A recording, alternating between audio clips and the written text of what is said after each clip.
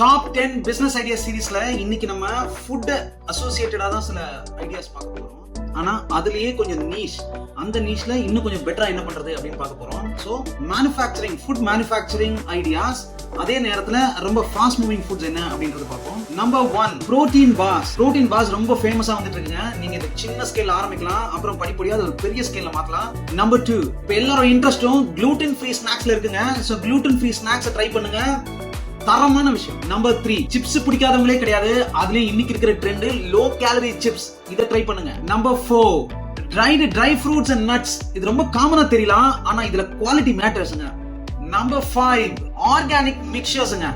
இது பார்க்க ரொம்ப சாதாரணமா தெரியும், ஆனா great potential in super market. Number 6, vegan health style பயங்கரமா பரவிட்டு இருக்கு.